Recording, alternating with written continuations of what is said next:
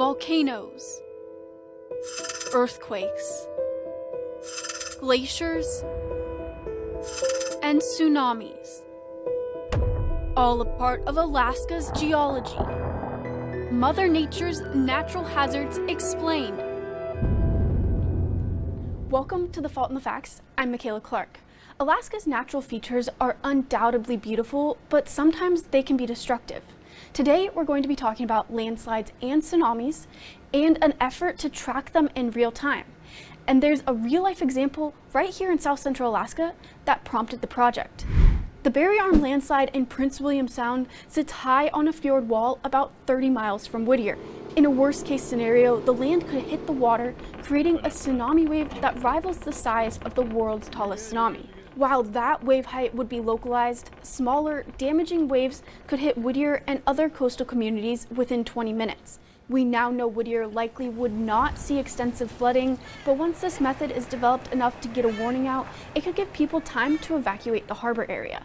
I spoke with research seismologist Ezgi Karasosin about the project she's working on to detect landslides in real time. It is actually in a testing mode, but what we're trying to achieve in a specific region in Alaska, in Prince William Sound, is to look at the seismic data, incoming seismic data, and see if in real time we can detect a landslide happening close to a water body and also detect its size, whether it could actually trigger a tsunami or not. So we have this approach that's been tested on historical data, meaning historical landslides that we know that happened. And once that we realized it's actually working, we are now testing this in real time in the Prince William Sound area. How does it work? Are there seismic stations out there by the landslides? So we actually have a particular landslide that we are concerned about. It's the Barry Arm landslide that has the potential of that landslide was actually discovered in 2020.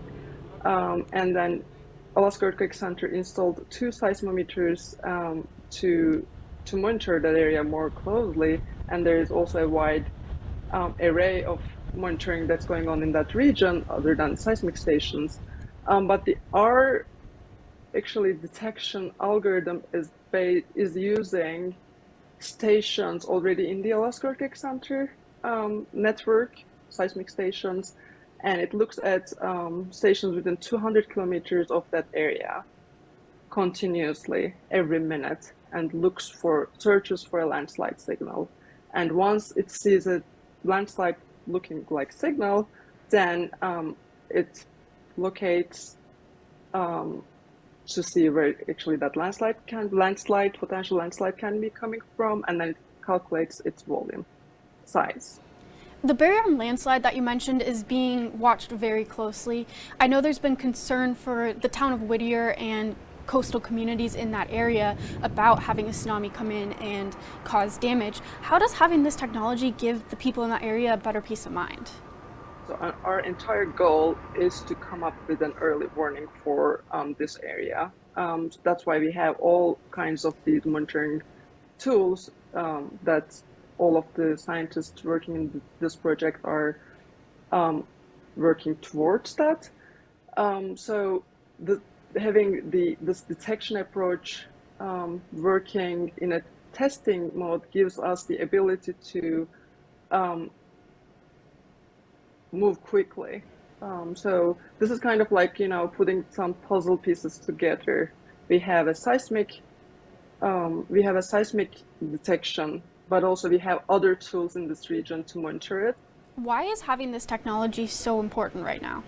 Well, it's mainly because landslides are actually getting more and more frequent with the changing climate. So this is actually a big, huge concern in Alaska because we have these steep fjords and then glaciers. With the glaciers that are retreating, those fjords actually are losing their support. So if we were to have a landslide triggered tsunami, meaning like that huge mass actually moving into a water body, creating a tsunami, we wouldn't know about it because we don't usually monitor landslides like earthquakes. Since implementing a test version of the real-time detection, multiple landslides have been detected. Tell me about that. This is actually exciting on our end that it actually says that this approach is working, first of all, in real time. Second of all, before this approach, we wouldn't detect these landslides in real time. So normally, what we would do is we would actually hear about or like see a landslide happening from a remote sensing imagery days after the landslide, or we would see or just know about the landslide from seismic data hours after or days after. So this is actually turning the question around a little bit and saying that, okay, a landslide just happened in this region. What are we going to do about it? She says it's still early in the process to say scientists can actually put out a warning, but they're working toward it. Thanks for joining this episode of The Fault in the Facts.